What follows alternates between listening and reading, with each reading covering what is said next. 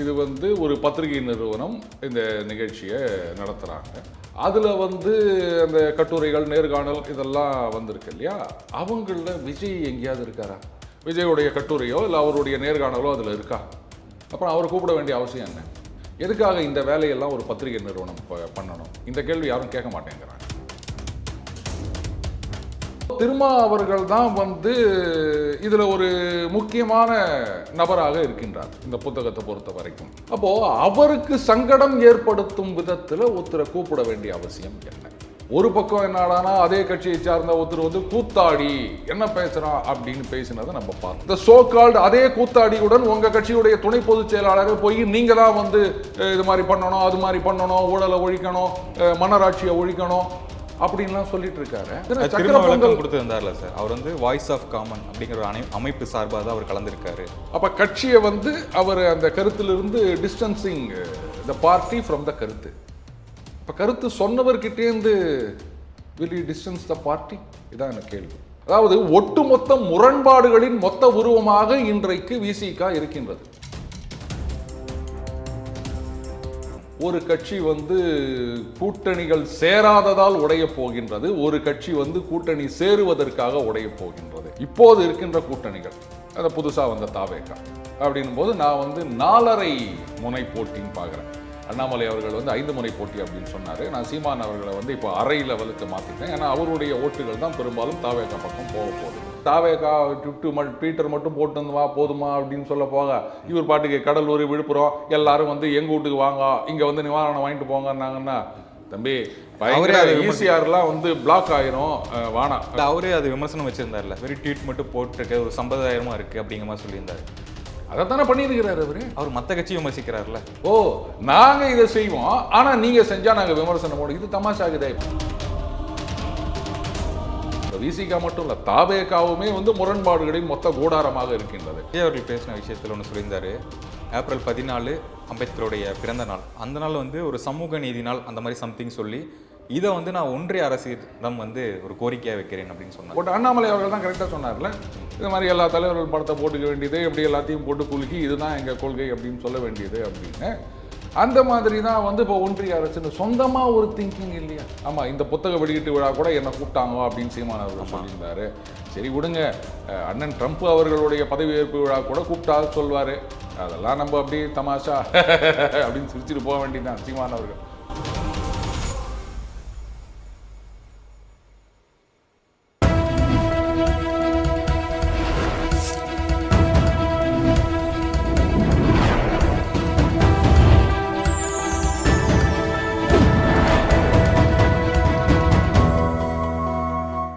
Channel 5 Tamil நேயர்களுக்கு வணக்கம். இன்றைய நேர்காணலில் நம்முடன் இணைந்திருப்பவர் பத்திரிகையாளர் திரு டெய்லி பஞ்ச் அருண் அவர்கள். வணக்கம் சார்.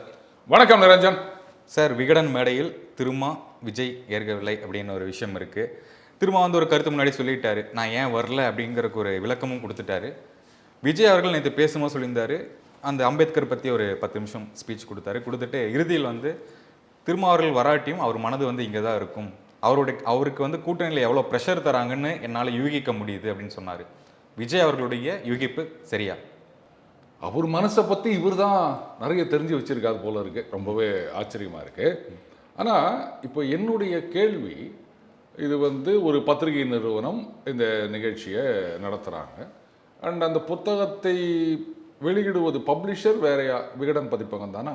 சரி, அதில் அந்த கட்டுரைகள், நேர்காணல் இதெல்லாம் வந்திருக்கு இல்லையா? அவங்களில் விஜய் எங்கேயாவது இருக்காரா? விஜயோடைய கட்டுரையோ இல்லை அவருடைய நேர்காணலோ அதில் இருக்கா? அப்புறம் அவர் கூப்பிட வேண்டிய அவசியம் என்ன? எதுக்காக இந்த வேலையெல்லாம் ஒரு பத்திரிகை நிறுவனம் பண்ணணும்? இந்த கேள்வி யாரும் கேட்க மாட்டேங்கிறாங்க. அண்டு இதே பத்திரிகை நிறுவனம் பல வருடங்களுக்கு முன்னாடி சூப்பர் ஸ்டார் ரஜினிகாந்த் அவர்களுடன் ஒரு நேர்காணல், அதாவது ஒரு நாள் முழுக்க ஒருத்தர் கூட இருந்து அவரை பற்றி எழுதுகிற மாதிரி, டேவிட் ஸ்டார் அந்த மாதிரி ஒரு நாள் ஃபுல்லாக ஸ்டார். ஆமாம், அதில் அவங்க கொடுத்துருந்த பில்டப்போ ஃபயர் விட்டதோ ரொம்ப ஆச்சரியமாக இருந்தது. அதெல்லாம் நான் ஒரு காலத்தில் சின்ன பையலாக இருக்கும்போது படித்து ஆச்சரியப்பட்டு வென்று வியந்த ஒரு விஷயம். இப்போது இது ஏதோ திட்டமிட்ட நிகழ்வு மாதிரி எனக்கு தெரியுது. இப்போ இந்த புத்தகத்துக்கும் விஜய் அவர்களுக்கும் சம்பந்தம் இல்லை, எந்த விதமான சம்பந்தமும் இல்லை. அப்படின்னும் போது எதற்காக அவருக்கு வந்து இவ்வளவு இம்பார்ட்டன்ஸ் கொடுத்து பாருங்க. திருமா அவர்கள் அவருடைய நேர்காணல் இருக்கு, ஆதவ அர்ஜுனா அவர் கட்சியை சார்ந்தவர், அவருடைய கட்டுரைகள் இருக்கு அப்படின்னு நினைக்கிறேன். இன்னும் சிலருடைய பலருடைய கட்டுரைகளும் இருக்கின்றன. அப்போ திருமா அவர்கள் தான் வந்து இதுல ஒரு முக்கியமான நபராக இருக்கின்றார் இந்த புத்தகத்தை பொறுத்த வரைக்கும். ஏன்னா அந்த புத்தகத்தில் இருக்க கட்டுரைகள் அப்படின்னு சொல்லும்போது அதுல ஒரு விஐபியா இவர் தெரிகின்றார் இல்லையா? அப்போ அவருக்கு சங்கடம் ஏற்படுத்தும் விதத்தில் ஒருத்தரை கூப்பிட வேண்டிய அவசியம் என்ன? சரி, இப்போ வந்து இது இன்னொருத்தர் சொல்லியிருந்தாரு ஏதோ ஒரு பாயாசம், அதனால இதில் கலந்துக்க முடியாது அப்படின்னு. அப்போ ஆதவ அர்ஜுனா அவர்கள் அவரும் வந்து இந்த கட்சியில் தானே இருக்காரு, துணை பொதுச் செயலாளர் அப்படின்ற பொறுப்பில் தானே இருக்காரு. அப்போ அவர் அந்த பாயாசத்தில் கலந்துக்கலாமா? அடுத்தது அதில் அவர் பேசிய விஷயங்கள், இப்போ இதுக்கு என்ன பதில் சொல்ல போகிறாங்க? ஒரு பக்கம் என்னடானா அதே கட்சியை சார்ந்த ஒருத்தர் வந்து கூத்தாடி என்ன பேசுகிறான் அப்படின்னு பேசினதை நம்ம பார்த்தோம். இந்த சோ கால்டு அதே கூத்தாடியுடன் உங்கள் கட்சியுடைய துணை பொதுச் செயலாளரை போய் நீங்கள் தான் வந்து இது மாதிரி பண்ணணும், அது மாதிரி பண்ணணும், ஊழலை ஒழிக்கணும், மன்னராட்சியை ஒழிக்கணும் அப்படின்லாம் சொல்லிட்டு இருக்காரு.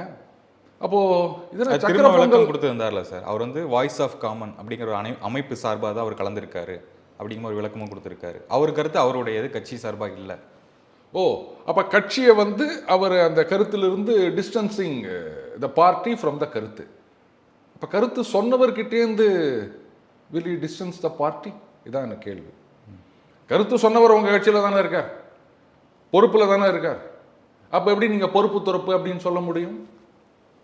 இது என்ன விதமான ஒரு அரசியல்னு எனக்கு புரியல. அவர் சொல்றாரு மனதெல்லாம் இங்கே தான் இருக்கின்றது அப்படின்றாரு. அவர் மனசை அந்த அளவுக்கு புரிஞ்சு வச்சிருக்காரு. அப்போ அழுத்தம் அப்படின்னு சொல்றாரு. இப்போ இவர் சொல்றாரு இந்த மாதிரி ஒரு பத்திரிகையில வந்து ஒரு செய்தி வந்திருந்தது, அது ஒரு 3 பேருக்கோ 4 பேருக்கோ மட்டுமே தெரிஞ்ச விஷயம். இது எப்படி அவங்களுக்கு போச்சுன்னு தெரியல. இது ராஜ்நாத் சிங் அவர்கள் வந்து அந்த திமுக விழாவில் கலந்துக்கும் போது அப்பெல்லாம் அவங்க எழுதலை, இப்போ மட்டும் எழுதுறாங்கன்னா எழுதுறவங்க எழுதிட்டு தாங்க போவாங்க. 4 பேர் 4 சொல்ல தான் செய்வாங்க. இதெல்லாம் பார்த்துக்கிட்டு அரசியல் பண்ண முடியுமா? எத்தனை வருஷமா இருக்காரு அண்ணன் திருமா அவர்கள் அரசியல், அவருக்கு இதெல்லாம் தெரியாதா? பத்திரிகைகள் இப்படி தான் எழுதுவாங்க. இவங்க சில பேர் சொல்கிற மாதிரி சிண்டு முடிகிற வேலை தான் செய்வாங்க, கோல் முட்டி தான் விடுவாங்க, ஏதாவது பிரச்சனை பண்ணலாமான்னு தான் பார்ப்பாங்க. எத்தனையோ விஷயங்கள் இந்த மாதிரி வந்திருக்கல. இவர் வரப்போற இவங்களே சொல்கிறாங்க இந்த மாதிரியெல்லாம் வந்து கூட்டணியில் குழப்பம் உண்டாக்கலாமான்னு பார்க்குறாங்க, அப்படி செய்தி போடுறாங்க, இப்படி செய்தி போடுறாங்கன்னு பல பத்திரிகைகளில் பல ஊடகங்களில் வந்திருக்குன்னு இவர் தானே சொல்கிறாரு. அப்புறம் இதுக்கு மட்டும் ஏன் வந்து இல்லை இல்லை நாங்கள் சேர மாட்டோம் அப்படின்னா? இதில் ஒருத்தர் சொல்லியிருந்தார், ஒரு கையில் வந்து டாக்டர் அம்பேத்கர், அதுக்கப்புறம் அரசியல் சட்டம், இன்னொரு கையில் கீதை அப்படின்னா கீதை மட்டுமா நீங்கள் அவர் கையில் வச்சுருந்தாரு? வேற என்னென்னலாம் வச்சுருந்தாரு அப்படின்னு நான் லிஸ்ட்டு போடவா? அதெல்லாம் அவருக்கு தெரியாதா? அப்போ கீதை வச்சுக்கிறது மட்டும்தான் அவருக்கு பிரச்சனையா? சரி, அப்போ கீதையை வச்சிருந்தது தப்பு அப்படின்னா பழனி கோவிலில் போய் 90 பூசிங்கிறத என்ன சொல்வார் இவர்? அது என்ன விதமான சனாதனம் இல்லை சனாதன எதிர்ப்பு அப்படின்னு எனக்கு புரியலையே. அதாவது ஒட்டுமொத்த முரண்பாடுகளின் மொத்த உருவமாக இன்றைக்கு விசிக இருக்கின்றது. ஒவ்வொருத்தரும் ஒவ்வொரு கருத்து, ஒவ்வொரு பாதையில் பயணம் பண்ணிட்டு இருக்காங்க. ஒரு கொஹிரன்ஸ் இல்லை. இப்போ இன்னைக்கு வந்து ஆதவ அர்ஜுனா அவர்கள் கருத்து பற்றி கேட்டப்போ அவர் சொல்லியிருக்காரு அது கட்சிக்கு பொறுப்பு இல்லை அப்படின்னு சொல்லிட்டு அவர்கிட்ட விளக்கம் கேட்போம் சொன்னாரா? சொன்னார். அதுக்கப்புறமா அவர் விளக்கம் கொடுப்பார்னு நம்புகிறோம். அதுக்கப்புறம் மூத்த நிர்வாகிகளுடன் பேசி சொன்னாரா? சொன்னார். இதை அவர் சொன்ன கருத்தில் எனக்கு வந்து ப்ரெஷர் கொடுத்து நான் வராமல் இருக்கேன் அப்படின்னு விஜய் சொல்லியிருக்காரு. அந்த ப்ரெஷருக்கெல்லாம் பயப்படுற ஆள் கிடையாது, பலவீனமானவன் நான் கிடையாது அப்படிங்கிற மாதிரி சொல்லியிருந்தாரு. அப்படி இருக்கவர் ஏன் வராமல் இருக்காரு? அதுதானே கேள்வி இங்கே வருது. இதைத்தான் நான் சொல்கிறேன், முரண்பாடுகளின் மொத்த உருவம்னு. ப்ரெஷருக்கு பயப்படாதவர் அப்படின்னு சொன்னால் யார் என்ன வேணா சொல்லிட்டு போட்டோம். அரசியல்னு வந்தால் 1000 பேர் 1000 மாதிரி தான் சொல்லிட்டு இருப்பாங்க. 4லேருந்து நான் 1000க்கு வந்துட்டேன். இந்த மாதிரி வந்து எப்படியாவது குழப்பத்தை உண்டாக்கலாம் தான் பார்ப்பாங்க. நாங்கள் தெளிவாக இருக்கின்றோம், யாராலும் குழப்பத்தை உருவாக்க முடியாது அப்படின்னு சொல்றாருல. அப்ப நேரம் வந்திருக்க வேண்டியதானே. இதை பாருங்க, இது எங்களுடைய நிகழ்ச்சி. அவரை வந்து வெளியிலேருந்து கூப்பிட்டு இருக்காங்க. முழுக்க முழுக்க இது எங்களுடைய குடும்ப நிகழ்ச்சி மாதிரின்னு சொல்லியிருக்கணுமா வேணாமா? அதை விட்டுட்டு நான் ஒதுங்கி போறேன் அப்படின்னு சொன்னா சரி. இப்போ நம்ம முதல்ல சொன்னோம் இல்லையா, இந்த மாதிரி விளக்கம் கேட்போம், மூத்த நிர்வாகிகளுடன் கலந்து பேசுவோம் அப்படின்னு. கொஞ்ச நாளைக்கு முன்னாடி இதே வார்த்தைகளை கேட்ட ஞாபகம் இருக்கா உங்களுக்கு? இந்த மாதிரி சினிமாலேருந்து வந்தவங்கெல்லாம் கபால்னு டெப்டி சிஎம் ஆயிடுறாங்க அப்படின்னு பேட்டி கொடுத்துருந்தாரு. அப்போவும் அதைத்தான் சொன்னார், மூத்த நிர்வாகிகளுடன் கலந்து பேசி முடிவெடுப்போம் அப்படின்னு சொன்னார். ஒன்றும் பேசலையா? டைம் கிடைக்கலையா? ஏன்னா இதே வார்த்தைகளை மறுபடியும் சொல்லிட்டு இருக்காரு. இன்னும் எத்தனை காலம் சொல்லிட்டு இருப்பார் இவர்? அப்போது 2த்துல 1. அதாவது திருமா அவர்கள் இப்படி வந்து ஆதவ் அர்ஜுனா அவர்கள் மூலமாக இப்படி ஒரு ஒரு கேம் பிளான் வச்சிருக்கார் அப்படி சொல்லலாம். Keeping all is options open. அப்படி இல்லைன்னா ஆதவ் அர்ஜுனாவை விசிகாவால் திருமாவர்களால் கட்டுப்படுத்த முடியவில்லை, ஆதவ் அர்ஜுனார் தான் கட்சியை கட்டுப்படுத்தி கொண்டிருக்கின்றார். இது ரெண்டுத்துல ஏதோ ஒன்று தான் நிஜமா இருக்க முடியும். ஏன்னா ஏற்கனவே சொன்னாரு, மூத்த நிர்வாகிகளுடன் பேசுவோன்னாரு, பேசினாரு, ஒன்றும் தெரியல, ஒன்றும் நடவடிக்கை எடுக்கல. ஆராசா அவர்கள் உள்ளிட்ட நிறைய பேர் வந்து இவர் மேல நடவடிக்கை எடுக்கணும்னு சொன்னாங்க. ஆதவ் அர்ஜுனா மேல எந்த விதமான நடவடிக்கையும் இல்லைன்றதை நம்ம பார்க்குறோம். சரி, இப்போ இந்த விஷயத்துல என்ன விளக்கம் கேட்க போறீங்க? அவர் என்ன விளக்கம் கொடுக்க போறாரு? உள்ளங்கை நெல்லிக்கனி மாதிரி தெரியுது. அவர் பூடகமாலாம் பேசல, உடச்சே சொல்லிட்டார். இந்த மாதிரி வந்து மன்னராட்சி நடக்கின்றது, பிறப்பால் ஒருவர் முதலமைச்சர் அப்படின்றத ஏற்றுக்கொள்ள முடியாது அப்படின்னு சொல்லியிருக்காரு. இது யாரை சொன்னாங்க அப்படின்றதுக்கு நீங்க கோனார் நோட்ஸ்லாம் பார்த்து புரட்டணுமா? இல்ல கூகுளில் போயிட்டு இந்த சாட் ஜிபிடியில் போயிட்டு இவர் யாரை சொல்லி இருப்பார் அப்படின்னு ஏதாவது நீங்க ஆராய்ச்சி பண்ணணுமா? நல்லா தெரியுது. சரி, இந்த கருத்தை இப்போ வச்சிருக்காரு சார். இதுக்கப்புறம் என்ன ஆகும் அப்படின்னு ஒரு என்ன விசாரணை பார்த்தோம்னா, இவர் வந்து கட்சியிலிருந்து நீக்கப்படுவார், இல்லாட்டி விஜய் கூட சேருவார், இப்படிங்கிற மாதிரி விமர்சனங்களா வருதுல. தம்பி, இதே சேனலில் தான் வந்து ஏற்கனவே ஒரு பேட்டியில் நான் சொல்லியிருந்தேன், தமிழகத்திலே இரு கட்சிகள் உடைய போகின்றன. ஒரு கட்சி, அது இன்னொரு குழுவும் நான் கொடுத்துட்றேன், ஒரு கட்சி வந்து கூட்டணிகள் சேராததால் உடைய போகின்றது, ஒரு கட்சி வந்து கூட்டணி சேருவதற்காக உடைய போகின்றது. இதுக்கு மேலே நான் எதுவும் சொல்கிறதா இல்லை. ஆதவ் அர்ஜுனா அவர்களை கட்சியிலிருந்து நீக்குவதோ இல்லை சஸ்பெண்ட் பண்ணுவதோ அந்த பதவியிலிருந்து நீக்குவதோ அப்படின்னு சொன்னால் உடனே செஞ்சுருக்கணும். அதுதான் நான் இப்போ சொன்னேன். அவர் சொன்ன வார்த்தைகள் ரொம்ப ஓப்பனாக இருக்கு. போதா குறைக்கு ஊழல்னு வேற சொல்லிட்டார், ஒன்று மிச்சம் வைக்கல அவர். அப்போ இதுக்கு மேலே என்ன விளக்கம் கொடுப்பார் அவர்? இல்லை நான் வந்து திமுகவை சொல்லலைங்க, நான் வந்து ஊபியில் இருக்க பாஜக அரசை சொன்னேன் அப்படின்வாரா? இல்லை வந்து மகாராஷ்டிராவில் புதுசாக பதவி ஏற்றிருக்க ஃபட்னவிஸ் அரசு அதை சொன்னேன் அப்படின்வாரா? ரொம்ப ஓப்பனாக சொல்லிட்டார். இதுக்கு மேலே நீங்கள் விளக்கம் கேட்டு அப்படின்னா நான் தான் சொல்கிறேனே, அவரை கட்சியிலிருந்து நீக்கவில்லை அப்படின்னு சொன்னால், இதுவும் நான் சொல்லியிருக்கேன், இந்த தாவேகா விசிகா டோலர்ஸ் அப்படின்ற ஒரு அலையன்ஸ் தான் என் கண்ணு முன்னாடி தெரியுது. எனக்கு கொஞ்சம் தூர பார்வைப்பா, அதனால தூரக்க இருக்கிறது மட்டும்தான் தெரியும். நம்ம கவிதாயினி கனிமொழி அவர்களுக்கு வந்து ஊபியில் நடக்கிறது, மாப்பியில் நடக்கிறது அது மட்டும்தான் தெரியும். இங்கே வேங்கை வயலில் நடக்கிறதோ இல்லை நாங்குநேரில் நடக்கிறதோ ஒன்றுமே தெரியாது இல்லையா? ஸோ அந்த மாதிரி எனக்கு வந்து 26க்கு முன்னாடி என்ன நடக்க போகுதுன்னு தான் தெரியுதே தவிர இந்த 24 டிசம்பரில் நடக்கிறதுலாம் எனக்கு தெரியலன்னு வச்சுக்கோங்களேன். என்ன திருமா அவர்கள் ஒத்துக்கொண்டால் விசிகா மொத்தமும் அங்கே கூட்டணியில் போகும், ஒத்துக்கலைன்னா வேணாம். இதுக்கு மேலே நான் சொல்லலை. சரி, ஓகே சார். இப்போ விஜய் சொன்னார் 200 தொகுதி அப்படின்னு நீங்கள் ஒரு வச்சிருக்கீங்க, 200 தொகுதியில் வெற்றி பெறணும் அப்படிங்கிற விஷயம் இருக்குது, அதை வந்து மக்கள் வந்து உங்களுக்கான முடிவுகள் சொல்லுவாங்க அப்படின்னு ஒரு விமர்சனம் வச்சிருக்காரு. அதுக்கு சேகர் பாபு சொன்னது என்னென்னா 200 தொகுதிகளில் 234 தொகுதிகள் திமுக ஜெயிக்கும், களத்துக்கு வராத தற்குறிகள் இவங்களுக்கெல்லாம் தெரியாது அப்படிங்கிற மாதிரி சொல்லியிருக்காரு. அவர் சொன்னதில் பாதியை நான் ஏற்றுக்கிறேன். இன்றைக்கு இருக்கின்ற அரசியல் சூழ்நிலை, இப்போது இருக்கின்ற கூட்டணிகள், அதை புதுசாக வந்த தாவேகா அப்படின்னும் போது நான் வந்து 4.5 முனை போட்டின்னு பார்க்குறேன். அண்ணாமலை அவர்கள் வந்து 5 முனை போட்டி அப்படின்னு சொன்னார். நான் சீமான் அவர்களை வந்து இப்போ அரை லெவலுக்கு மாற்றிட்டேன். ஏன்னா அவருடைய ஓட்டுகள் தான் பெரும்பாலும் தாவேகா பக்கம் போக போகுது. இதுதான் என்னுடைய கருத்து. ஸோ அப்போ அதை 4.5 அப்படின்னு சொல்கிறேன் நான். ஸோ இப்போ நிறைய சர்வே எல்லாம் பார்த்தீங்கன்னா இன்றைய தேதியில் ஒரு தேர்தல் வந்தால் யார் ஜெயிப்பார்கள் அப்படின்னு போடுவாங்க இல்லையா? ஸோ இப்போ இப்படியே இருக்கிற ஸ்டேட்டஸ்கோ அப்படியே கண்டினியூ ஆகி எலெக்ஷன் வந்ததுன்னு சொன்னால் நிச்சயமாக திமுக 234 264 ஜெயிக்கிறதுக்கும் வாய்ப்பு இருக்கின்றது. ஆனால் அடுத்த பார்ட் ஒன்று சொன்னார் பாருங்க, களத்துக்கு வராத தற்குறி அப்படின்னு. எதுக்கு வரணும்? ஜனங்க ஓட்டு போட்டு ஆட்சியில் உட்கார வச்சது உங்களை. எதுக்கு வந்து எதிர்கட்சியில் இருக்கவங்க, அதை இன்னைக்கு கட்சி ஆரம்பிச்சவங்க அவங்களாம் வந்து வேலை செய்யணும்னு எதிர்பார்க்குறீங்க நீங்க? ஏன்னா ஆட்சி அமைக்கும் போது வாங்க எல்லாருக்கும் நான் ஒரு பதவி கொடுக்குறேன், எல்லாருக்கும் வந்து ஏதாவது ஒரு நிர்வாகத்தில் பொறுப்பு கொடுக்குறேன் அப்படின்னு சொன்னாரா? நீங்க மட்டும் தானே எடுத்துக்கினீங்க, கூட்டணி கட்சி கூட ஒன்றும் கொடுக்கல. அப்புறம் ஏன் அவங்கெல்லாம் வந்து களத்தில் வந்து வேலை செய்யணும் அப்படின்னு நினைக்கிறாங்க? களத்தில் வேலை செய்ய வேண்டிய அவசியமே கிடையாது. தண்ணி வராமல் நீங்கள் பார்த்துக்கினீங்கன்னா அதுக்கப்புறம் அமைச்சர்களும் அங்கே போக வேண்டாம், எதிர்கட்சியும் வர வேண்டாம். அதை விட்டு நீ களத்துக்கு வந்தியான்னு எல்லாரையும் கூப்பிட்டு கேட்டுக்கிறீங்க. இப்போ நம்ம ஏதாவது பேசுந்தானே நீ களத்துக்கு வந்தியான்னு கேட்பாங்க. எனக்கு நான் பொறுப்பா? நான் என்ன எம்எல்ஏவா? நான் என்ன மந்திரியா? என்ன எது கூப்பிடுறீங்க நீங்க? அப்புறம் எதுக்கு அரசாங்கம்னு இருக்கீங்க? நீங்க எதுவும் பண்ண மாட்டீங்க, இருக்கிறவங்க எல்லாம் வந்து அவங்களோட வேலை செஞ்சுட்டு இருக்கணும் அப்படின்னு சொன்னா இது எனக்கு இது பேச்சு. திருப்பி தான் சொல்லிக்கிறாங்க களத்துக்கு வந்தாரா. என்ன கேட்டா எதிர்கட்சி தலைவர் கூட களத்துக்கு வரணும்னு அவசியம் கிடையாதுங்க. எதுக்கு வரணும்? ஆட்சியில் இருக்கவங்க உங்ககிட்ட தான் பொறுப்பு இருக்குது, அதிகாரம் இருக்குது, எல்லாமே இருக்குது. நீங்க பண்ணணும், இந்த மாதிரி நடக்காம தடுக்கணும். அதை விட்டு அந்த நேரத்துலலாம் வந்து எதிர்கட்சிகளோ மற்ற கட்சிகளோ கண்ணுக்கு தெரியாது. ஒரு வெள்ளம் வந்துச்சு, சேதம் வந்துச்சு அப்படின்னா அவங்க என்ன பண்ணாங்க, இவங்க என்ன பண்ணாங்கன்னா பண்ணணும்னு எதிர்பார்க்காதீங்க. அவங்க பண்ண வேண்டிய அவசியமே இருக்கக்கூடாது. அந்த மாதிரி அரசாங்கம் நடந்துக்கணும். நடக்குதா? இப்ப எத்தனை தன்னார்வ தொண்டர் நிறுவனங்கள் இல்ல மற்ற கட்சிகள்லாம் போயிட்டு நிவாரண உதவி அப்படிலாம் கொடுத்துன்னு இருக்கிறாங்க. ஏன் அரசாங்கமே எல்லாத்தையும் இதை முழுமையா முடிச்சிருந்தாங்கன்னு சொன்னா அவங்களுக்கு இடமே இல்லை. சொல்லியிருக்கு பிரதமர்கள் எல்லாம் கொடுத்துட்டாங்க, நிறைய இருக்குதுங்க அப்படின்னு மக்கள் சொல்லியிருக்கணும். அப்ப அவங்களுடைய அந்த வெற்றிடத்தை vacuum is filled vacuum is created, அது என்ன ஒரு பழமொழி சொல்லுவாங்கல்ல, அது நீங்க போட்டுக்கங்க. அப்போ அந்த வெற்றிடத்தை மற்றவங்க வந்து நிரப்புகின்றார்கள். அந்த அளவுக்கு நீங்க இருந்து விட்டு நீங்க அவரை போய் கேள்வி கேட்குறீங்க. சார் இப்போ களத்துக்கே வராமல் இருந்தால் லெட்டர் பட கட்சி அப்படின்னு கிண்டல் பண்ணுறாங்களா சார்? ட்விட்டரில் வந்து இது போடுறது, ஒரு போஸ்ட் போடுறது, அந்த மாதிரியே நான் போயிருதும்ல. களத்துக்கு வந்தால் தானே நீங்கள் அரசியல் கட்சி ஆரம்பிச்சது. என்னுடைய கருத்து இதுதான். இந்த மாதிரி ஒரு சேதம் அப்படின்னும் போது எதிர்கட்சிகளையோ இல்லை வந்து எதிரே இல்லாத புதுசா வந்த கட்சிகளையோ கேள்வி கேட்பதற்கு ஆளுங்கட்சியில யாருக்கும் உரிமை கிடையாது. ஏன்னா அதிகாரம் அவங்க கிட்ட இருக்கு, ஆட்சி அவங்க கிட்ட இருக்கு. இந்த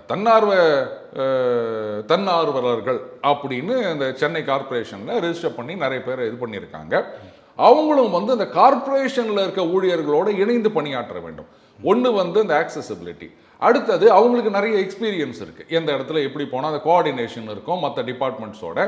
நான் பாட்டுக்கு தனியாக போய் பண்ணுறேன்னு சொல்லிட்டு எங்கேயாவது நான் ஊந்து கையை காலை வச்சிங்கன்னா யார் பொறுப்பு?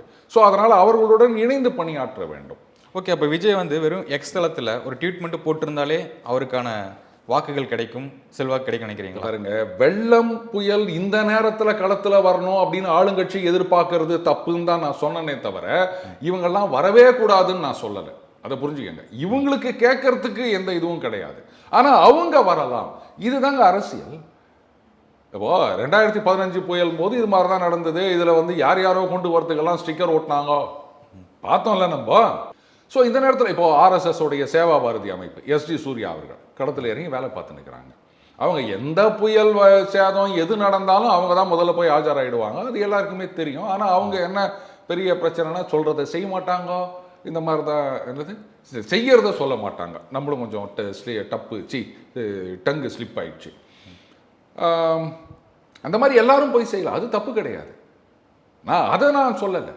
அடுத்தது களத்தில் இறங்கி அப்படின்னா அதுக்காக வந்து இல்லை நீங்களாம் எங்கள் வீட்டுக்கு வாங்க, நீ வேற, நீங்கள் பாட்டுக்கு வந்து தாவேக்கா ட்விட்டர் மட்டும் போட்டு வந்து வா போதுமா அப்படின்னு சொல்ல போக, இவர் பாட்டுக்கு கடலூர் விழுப்புரம் எல்லாரும் வந்து எங்கள் வீட்டுக்கு வாங்க, இங்கே வந்து நிவாரணம் வாங்கிட்டு போங்கன்னாங்கன்னா தம்பி ஈசிஆர்லாம் வந்து பிளாக் ஆயிரும், வானா குழப்பத்தை உண்டு பண்ணாதீங்க. இல்லை அவரே அது விமர்சனம் வச்சிருந்தார்ல, வெறும் ட்வீட் மட்டும் போட்டிருக்க ஒரு சம்பிரதாயமா இருக்கு அப்படிங்கிற மாதிரி சொல்லியிருந்தாரு. அதைத்தானே பண்ணியிருக்கிறாரு அவர் மற்ற கட்சி விமர்சிக்கிறார்ல. ஓ, நாங்க இதை செய்வோம் ஆனா நீங்க செஞ்சா நாங்க விமர்சனம் போடும், இது தமாஷாகுதே. இப்போ நீங்க அந்த விக்கிரவாணி மீட்டிங்ல என்ன பேசினாரு? அது என்ன அவர்களே இவர்களே பிறப்புக்கும் எல்லா உயிருக்கும், அப்புறம் என்ன அவங்க இவங்கன்னு பேசுறது? அப்புறம் அவன் இவன்னு பேசணுமா? எனக்கு புரியல. சரி, இன்னி வரைக்கும் நீங்க என்னுடைய பேட்டிகள்லாம் பாருங்க, ஒரு மந்திரிகளையோ இல்லை அரசியல்வாதிகளையோ இல்லை எம்எல்ஏக்களையோ ஈவன் திரை நடிகர்களையோ, ஏன்னா சாதாரணமாக நம்ம பேசும்போது இவன் வந்தான் அவன் வந்தான் இவன் அடிச்சு இப்படி தான் நம்ம பேசுவோம் சினிமா கதை சொல்லும்போது. எல்லாரையும் வந்து ஒன்று அமைச்சர்கள் எம்எல்ஏக்கள்னா மாண்புமிகு அப்படின்னு ஒன்று சேர்த்துப்பேன், இல்லாட்டா வந்து பேருக்கு பின்னாடி அவர்கள்னு சேர்த்துப்பேன். இந்த மாதிரி தான் நம்ம பேசிட்டு இருக்கோம். அப்போ அந்த அவர்களேன்னு சொல்றது ஒரு மரியாதைக்காக நம்ம சொல்றது. அதுனா அவர்களேன்னு சொல்றது பிறப்புக்கும் எல்லா உயிருக்கும். பிறப்புக்கும் எல்லா உயிருக்கும்னு அதனுடைய அடுத்த பார்ட்டி இவங்க யோசிக்க மாட்டேங்கிறாங்க. சரி, அப்படியே இருந்தாலும் எல்லாரையும் அவர்களேன்னு சொல்றது தான் பண்பாடே தவிர, அப்போ நான் யாரையுமே சொல்ல மாட்டேன், எல்லாத்தையும் அவன் சொல்றதுன்றது பண்பாடு குறைவு இல்லையா? சரி, அவ்வளோ பேசினவர் நேற்றுக்கு அந்த புத்தக வெடிவிட்டாளர் என்ன சொன்னார்? அவர்களே, குழும தலைவர் அவர்களே, நல்ல காலம் 28வது வட்ட செயலாளர் அவர்களே, 32வது ஒன்றிய கிளைக்கழகம், அது மட்டும்தான் சொல்லலை. அப்போ இவருக்கே நாம என்ன சொன்னோம் என்ன ஃபாலோ பண்றோன்றது ஒண்ணுமே தெரியல. இப்போ விசிகா மட்டும் இல்லை, தாவேகாவுமே வந்து முரண்பாடுகளின் மொத்த கூடாரமாக இருக்கின்றது. இதுல வந்து அவர் பேசுறாரு, ஆதவ அர்ஜுனா பேசும்போது அப்படியே அண்ணன் விஜய் அவர்கள் இப்படி உன்னிப்பா கவனிக்கிறாரு, இந்த பக்கம் கீழே உட்காந்து புஷி ஆனந்து அப்படியே சந்தோஷத்துல சிரிக்கிறாரு. ஆஹா, அப்படியே ஏதோ ஒரு கூட்டணி உருவாகி விட்ட மாதிரி தான் இருக்குது. சரி, வெயிட் அண்ட் சி. சரி, ஓகே. இந்த விகடன் குழும தலைவர் வந்து ஒரு விஷயம் சொல்லியிருந்தாரு, ஆளும் கட்சியும் தமிழ்நாட்டில் இருக்க ஆளும் கட்சியும் பிஜேபியும் வந்து விஜயால தான் எதிர்க்க முடியும் அப்படிங்கிற விஷயம் சொல்லியிருந்தாரு. நீங்கள் ஏற்றுக்கிறீங்களா அந்த கருத்தை? இல்ல விகடன் வந்து ஒரு செட் பண்ணி விட்டுருக்காங்களா? சரி, நான் பார்க்கும்போது விகடன் ஒரு மேடை போட்டு விசிகாவையும் தாவேகாவும் வர வச்சு ஒரு விஷயத்தை கொளுத்தி போட்ட மாதிரி ஒரு விஷயம் நடந்திருக்கு அப்படின்னு நான் ஃபீல் பண்றேன். இதைத்தான் நான் முதல்லயே கேட்டேன். இவங்களுக்கு எதுக்கு இந்த வேலைன்னு கேட்டேன். இந்த புத்தகத்தும் அதில் உள்ள கட்டுரைகள் நேர்காணலுக்கும் விஜய் அவர்களுக்கும் சம்பந்தம் கிடையாது.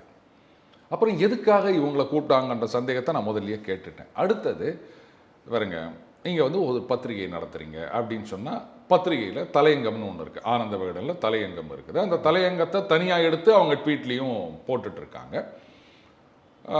அதுக்கப்புறம் பார்த்தீங்கன்னா அவங்களுடைய கருத்துக்களை அப்படியே ஊடால அவங்களுடைய அந்த பத்திரிகையில் வருகின்ற செய்திகளில் போடலாம். அதுவும் ஒரு வாய்ப்பு இருக்கின்றது. ஆனால் இதை ஒரு அரசியல் மேடையாக்கி அவர்களை எதிர்க்க இவரால் தான் முடியும் அப்படின்னு அரசியல் பேசுவதுன்னு பாருங்க, யார் ஒன்றா அரசியல் பேசலாம், நான் இல்லைன்னு சொல்லலை. ஆனால் ஆமாம், நான் இப்போ அரசியலில் இறங்கியிருக்கேன் அப்படி சொல்லுங்கள். ஒன்று அரசியல் விமர்சகராக இருக்க வேண்டும், அப்படி இல்லைன்னா அரசியல்வாதியாக இருக்கணும். ரெண்டும் இல்லாமல் நான் ஒரு பத்திரிகை நடத்துகிறேன் போது பத்திரிகைனா அப்போ நான் வந்து ஒரு அரசியல் சார்பு பத்திரிகை அப்படின்னு சொல்லிட்டு போயிருங்க. எதுவுமே இல்லாமல் வந்து டகால நடுவில் பூந்து அரசியல் பண்ணுறது அப்படின்னா அப்போ இது ஏதோ திட்டமிட்ட ஒரு விஷயம். நான் முதல்ல சொன்னது இப்போ உங்களுக்கு பதிலாயிடுச்சா? ஏதோ பிளான் பண்ணி தான் பண்ணியிருக்காங்க. ஏற்கனவே சூப்பர் ஸ்டார் ரஜினிகாந்த் அவர்களுடைய நேர்காணல் பற்றி சொன்னேன் இல்லையா? அது எங்கேயாவது அந்த ஜூனியர் விகடன்லன்னு நினைக்கிறேன். அந்த பத்திரிகை கிடைச்சா பாருங்க, ஆஹா அப்படின்வீங்க, இப்படிலாம் அந்த காலத்தில் எழுதியிருக்காங்களா அப்படின்னு. ஸோ இது வந்து அவங்க இந்த மாதிரி ஒரு அரசியல் முன்னெடுப்பை எடுத்து செல்கிறார்கள் அப்படின்னு தான் பார்க்க வேண்டியது. ரைட்டு, யார் யாரோ வந்து கூட்டணி அமையணும், கூட்டணி உடையணும் அப்படிலாம் நினைக்கும் போது இவங்க பண்ணக்கூடாது, பண்ணிட்டு போட்டோம் விடுங்க, அவ்வளோதான். அந்த மீட்டிங் முடிஞ்சோன்னே தாவேக்காலேருந்து ஒரு ரசிகர், சாரி அவங்களுடைய தொண்டர் வந்து பேசியிருந்தாங்க. என்ன சொல்லியிருந்தாங்கன்னா, நான் வந்து விஜய் அவர்களுடைய கட்சியில் இருக்கேன், தாவேக்கால் உறுப்பினராக இருக்கேன், ஆனால் விஜய் அவர்கள் போகிற பாதை வந்து சரியில்லை, தப்பாக வந்து கைட் பண்ணுறாங்க, எங்கள் தலைவரை தப்பாக கைட் பண்ணுறாங்க அப்படிங்கிற ஒரு கருத்து வச்சுருந்தாங்க. அதுக்கு நிறைய ஆதரவும் வந்துக்கிட்டு இருக்கு. அப்படிங்கும்போது என்னுடைய பார்வை என்னென்னா, ஒரு புத்தக வெளியீட்டில் ஏன் அரசியல் பேசணும் அப்படிங்கிற ஒரு கேள்வியும் இருக்குது. ஏன்னா இதுக்கு முந்தைய புத்தக வெளியீட்டில் வந்து யாருடைய புத்தகம் வெளியிடுறாங்களோ அவங்கள பற்றி ஒரு புகழ்ந்து பேசிட்டு சாதாரணமாக அந்த மாதிரி தான் முடிச்சுட்டு போவாங்க, அவங்களுடைய வாக்குகள் வந்து பெற்றுட்டு போவாங்க அப்படிங்கிற மாதிரி தான் இருக்கும். இது வந்து எதுக்காக ஒரு அரசியல் பேசி இது அவருக்குடைய மைனஸ் ஆன மாதிரி ஒரு ஃபீலாக இருக்குது. இது வந்து நீங்கள் மைனஸ்ன்னு நினைக்கிறீங்க. இப்போ நீங்கள் தாவேக்கால போய் கேட்டால் அவர் எங்கள் கட்சி தொண்டரே கிடையாது, அவர் வந்து வேற யாரோ செய்த சதி அப்படின்வாங்க. அதுக்கு என்ன சொல்லுவீங்க நீங்கள்? அடுத்தது புத்தக வெளியீட்டு விழாவில் எதுக்கு அரசியல் அப்படின்னா, கரெக்ட், அதான் கேட்குறேன். புத்தகம்னா இது அண்ணல் அம்பேத்கர் அவர்களை பற்றின புத்தகம், அவரை பற்றி பேசுங்க, அவர் என்னென்னலாம் சொன்னார், அதெல்லாம் எவ்வளோ இம்ப்ளிமெண்ட் பண்ண முடிஞ்சிருக்கு, எதை பண்ண முடியல, அதை பற்றி பேசுங்க. ஆனால் இது முழுக்க முழுக்க அரசியல் உள்நோக்கத்துடன் ஒரு அரசியலில் இந்த கூட்டணிகளை உடைக்க வேண்டும், மாற்ற வேண்டும், புதிய ஒரு அரசியல் சக்தியை உருவாக்க வேண்டும் அப்படின்ற ஒரே நோக்கத்துக்காக அண்ணல் அம்பேத்கர் பெயரை இவர்கள் பயன்படுத்தி கொண்டார்கள். வேற ஒன்றுமே கிடையாது. ஒரு மினி மாநாடு மாதிரி நடத்திட்டாங்க. மினி மாநாடோ இல்லை மேக்சிமம் மாநாடோ, இது வந்து முழுக்க முழுக்க அரசியல் உள்நோக்கம். அதற்கு அண்ணல் பெயரை இவர்கள் பயன்படுத்தி கொண்டார்கள். இதுதான் நான் சொல்வேன். ஓகே, விசிகால ஒரு மூத்த நிர்வாகி ஒரு கருத்து சொன்னார். ரஜினியை வந்து யாரெல்லாம் அரசியலுக்கு வர சொல்லி தூண்டுனாங்களோ அவங்க தான் விஜயை வந்து வர வச்சிருக்காங்க அப்படிங்கிற மாதிரி விஷயம் சொன்னார். என்ன கனெக்ஷன் இது ரெண்டுத்துக்கும்? இருக்கலாம். மேபி இந்த பத்திரிகை நிறுவனத்தின் மீது கூட ஒரு குற்றம் சாட்டுகின்றாரா அப்படின்னு எனக்கு தெரியல. இதே ரஜினி அவர்கள் வந்து திடீர்னு ஒரு சினிமா மேடையில் போயிட்டு ஏதாவது ஒன்று சொல்வார், உடனே ஆஹா பார்த்தீங்களா அவர் அரசியலுக்கு வர போகிறார் அப்படி இப்படின்னு வாங்க. இது பல வருஷமாக நடந்திருந்ததுன்னு வச்சுக்கோங்க. அப்புறம் கடைசியில் அப்படியே காத்திருந்து காத்திருந்து வயசானது தான் மிச்சம் அப்படின்னு இனிமேலும் மாற்ற முடியாதுன்னு சொல்கிறதா இல்லை ஏமாற்ற முடியாதுன்னு சொல்கிறதா தெரிஞ்சுக்கினா நான் ஒட்டுக்கா வரல அப்படின்ட்டாரு. ஆனாலும் வந்து அப்பப்போதை இப்போ அண்ணன் சீமான் போகிறாரு. இப்போ ஏற்கனவே சொன்ன மாதிரி தான் இவருடைய வாக்குன்றது தாவேக்காக்கு போக போகுது. அதனால தான் இவருக்கு பதட்டம். இப்போ நேராக அவர் போயிட்டு ரஜினியை போய் பார்க்குறாரு. அது என்ன சந்திப்புன்னு அவர் தரப்புலேருந்து ஒன்றும் சொல்ல மாட்டார். ரஜினி எப்பவுமே இது மாதிரி தான், எந்த ஒரு விஷயம் படத்துக்கு விஷ் பண்ண போனேன்னு சொல்லியிருந்தாரு. ஏங்க அரசியல் பேசணுன்னாரு, அப்புறம் அன்பின் நிமித்தமான சந்திப்புன்னாரு, எவ்வளோ சொன்னார் சீமான் அவர்கள். நீங்கள் என்ன வந்து படத்தை பற்றி, எந்த படத்தை பற்றி பேச போகிறாங்க? வேட்டையன் படம் வந்து எத்தனை நாள் ஆச்சு? ஓடிடிலேயே வந்துச்சுன்னு நினைக்கிறேன். இப்போ போய் படத்தை பற்றி பேச போகிறீங்க? அதான் சார் சொல்லியிருந்தாரு, என்னை கூப்பிட்டுருந்தாரு, அப்போ எனக்கு டைம் கிடைக்கல, இப்போ நான் திரும்ப அழைச்சார், நான் போயிருக்கேன் அப்படிங்கிற மாதிரி சொல்லியிருந்தார். யார்? ரஜினி அவர்கள் சீமான் அவர்களை கூப்பிட்டாரா? ஆமாம், இந்த புத்தக வெளியீட்டு விழா கூட என்னை கூப்பிட்டாங்க அப்படின்னு சீமான் அவர்கள் சொல்லியிருந்தாரு. சரி விடுங்க, அண்ணன் ட்ரம்ப் அவர்களுடைய பதவியேற்பு விழா கூட கூப்பிட்டா சொல்வார். அதெல்லாம் நம்ம அப்படி தமாஷா அப்படின்னு சிரிச்சுட்டு போக வேண்டியதுதான் சீமான் அவர்கள் பேச்சை பொறுத்த வரைக்கும். இது வந்து என்ன சொல்கிறது, அரசியலை நோக்கமாக வைத்துத்தான் இது நடந்திருக்கின்றது. நல்லாவே தெரியுது அவங்களுடைய நோக்கம் என்ன அப்படின்றது பளிச்சுன்னு தெரியுது. இதில் ஒளிவு மறைவே கிடையாது. இதில் அரசியல் உள்நோக்கம் இருக்குமோ, உள்குத்து இருக்குமோ, இப்படிலாம் ஆராயாதீங்க. முழுக்க முழுக்க அரசியல் தான். புத்தக வெளியீட்டு அப்படின்றத அப்படி கொஞ்சம் இது வச்சுக்கினாங்க. மேபி அதாவது ஏப்ரல் 14 அன்னைக்கே வந்து இது வெளியிட வேண்டியது அப்படின்னாங்க. அப்போ வந்து கட்சின்றது ஃபுல் ஃப்ளெஜ்டாக வரல தாவேக்கா, அதனால தள்ளி போயிருக்கலாம். இல்லை வந்து எலெக்ஷன் அப்படின்னு சொல்லியிருந்தீங்கன்னா அப்புறம் எலெக்ஷன்லாம் முடிஞ்ச பிறகு, பார்லிமெண்ட் எலெக்ஷன் முடிஞ்ச பிறகு வச்சிருக்கலாம். இவ்வளோ நாள் தள்ளி இந்த கட்சிக்கு வந்து அவர் ஒவ்வொன்றா முதல்ல கொடியை விடுவாராம், அப்புறம் கொள்கையை விடுவாராம், அப்புறம் மாநாடுன்னு வாராம். இது நீங்கள் சொல்லும்போது பார்க்கும்போது விகடன் குழுமம் வந்து விஜய்க்கு ஒரு பிஆர்ஓ வேலையை பார்க்குற மாதிரி தான் ஒரு ஃபீல் கிடைக்குது. அது எனக்கு தெரியாதுங்க. ஆனால் இது நல்லாவே தெரியுது, இது அரசியலுக்காகத்தான் இவர்கள் செய்திருக்கின்றார்கள் அப்படின்னு. பிஆர்ஓன்னு நினைக்கிறாங்களா, இல்லை வந்து பின்னிருந்து இயக்கக்கூடிய நாங்கள்லாம் சாணக்கியர்கள் புதுசாக ஒரு கட்டமைக்க போகிறோம்னு நினைக்கிறேன். அது அவங்களுடைய சௌகரியம். அண்டு யார் வேணும்னாலும் பார்த்தீங்களா நான் அப்படி பண்ணுறேன் இப்படி பண்ணுறேன் அப்படின்னு நினச்சிட்டு இறங்கலாம். இதை வந்து நாம் தப்புன்னெலாம் சொல்ல முடியாது. இவங்க தான் வந்து அரசியலில் நுழையணும், இவங்க தான் பின்னாடி இருந்து இயக்க வேண்டும் அப்படின்னு நாம் சொல்ல முடியாது. ஆனால் யார் பின்னாடி இருந்து இயக்குகின்றார்கள், யாருடைய கைப்பாவையாக யார் செயல்படுகின்றார்கள் அப்படின்ற விஷயத்தெல்லாம் நாம் தாராளமாக டிஸ்கஸ் பண்ணலாம். அதுக்கும் எந்த தடையும் கிடையாது. Ultimately it is for the people to decide. Sir, Vijay அவர்கள் பேசின விஷயத்தில் ஒன்று சொல்லியிருந்தாரு. ஏப்ரல் 14 அம்பேத்கருடைய பிறந்த நாள், அந்த நாள் வந்து ஒரு சமூக நீதி நாள் அந்த மாதிரி சம்திங் சொல்லி இதை வந்து நான் ஒன்றிய அரசிடம் வந்து ஒரு கோரிக்கையாக வைக்கிறேன் அப்படின்னு சொன்னார். திரும்ப திரும்ப அவர் அந்த ஒன்றிய அரசு அதுலேருந்து மாறாத இருக்க வந்து இவர் திமுக கூட தான் இருக்காரா அப்படிங்கிற ஒரு விஷயமும் வருதுல்ல. அதாவதுங்க அந்த 36 மொட்டைகளின் அட்டகாசம்னு ஒரு கேசட்டு ரொம்ப வருஷத்துக்கு முன்னாடி ஒரு காமெடி வந்தது. அதில் ஜனகராஜ் என்ன பண்ணார், ஒரு கடைக்கு போயிட்டு, ஸ்வீட் கடைக்கு போயிட்டு, இது என்னது மைசூர் பாக்கு எவ்வளோ, இதில் ஒரு 4 கிலோ போடு, இது ஜாங்கிரி இதில் ஒரு 2 கிலோ போடு, இது மிக்சர் இதில் ஒரு 4 கிலோ போடுன்னு ஒரே டப்பாவில் போடுன்னுவார். போட்டுட்டு எல்லாத்தையும் குலுக்குன்னுவார். சரி நமக்கு என்ன காசு கொடுக்குறான் அப்படின்னு சொல்லிட்டு எல்லாத்தையும் போட்டு குலுக்கினோடனே இதுலேருந்து 100 கிராம் கொடு அப்படின்வார். அது ஒரு காமெடின்னு வச்சுக்கோங்களேன். ஜனகராஜில் அவர் வாய்ஸில் ஒருத்தர் பேசுவாங்க, மிமிக்ரி. அந்த மாதிரி இவர் தான் வந்து அங்கேருந்து ஒரு 4 இங்கேருந்து ஒரு 4 எல்லாத்தையும் சேர்த்து போட்டு, அண்ணாமலை அவர்கள் தான் கரெக்டாக சொன்னார்ல, இது மாதிரி எல்லா தலைவர்கள் படத்தை போட்டுக்க வேண்டியது, எப்படி எல்லாத்தையும் போட்டு குலுக்கி இதுதான் எங்கள் கொள்கை அப்படின்னு சொல்ல வேண்டியது அப்படின்னு. அந்த மாதிரி தான் வந்து இப்போ ஒன்றிய அரசுன்னு சொந்தமாக ஒரு திங்கிங் இல்லையா? நீங்கள் புதுசாக ஏதாவது ஒன்று கண்டுபிடிக்க வேண்டியது தானே. அவங்க சொன்னதை ஏன் நீங்கள் ஃபாலோ பண்ணிட்டு இருக்கிறீங்க?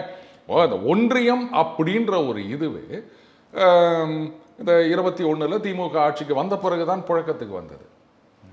அப்போது நீங்கள் வந்து புதுசாக ஏதாவது ஒன்று சொல்லுங்கள். ஏன் அவங்க சொன்னதையே காப்பி வச்சு நிற்கிறீங்க?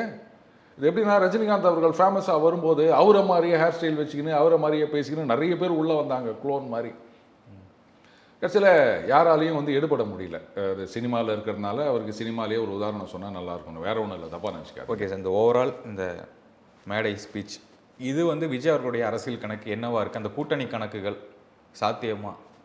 உங்களுடைய வெரி சிம்பிள் நிரஞ்சன். நம்ம தான் ஏற்கனவே இங்கே பேசியிருக்கோம் இல்லையா, தாவேகா விசிகா டோலர்கள் இப்படி ஒரு கூட்டணி அமைய வேண்டும் அப்படின்றது தான் வந்து பின்னாரிலிருந்து செயல்படும் சிலருடைய நோக்கமாக இருக்கின்றது. இது வந்து திருமாவர்கள் ஒத்துக்கொண்டால் இந்த கூட்டணி, ஒத்துக்கலைனாலும் கூட்டணி தான். அது எப்படின்னு என்ன கேட்காதீங்க, நடக்கும். வெயிட் அண்ட் சீ. நான் சொல்லிட்டேன்னா தொலைநோக்கு பார்வை அப்படின்னு. அவர் ஒத்துக்கினாலும் ஒத்துக்கொண்டாலும் அப்படி ஒரு கூட்டணி அமைய போகின்றது பாருங்க. ஓகே சார், தொடர்ந்து பேசுவோம். நேர்காணலுக்கு மிக்க நன்றி. வணக்கம் சார். நன்றி நரேஷ்.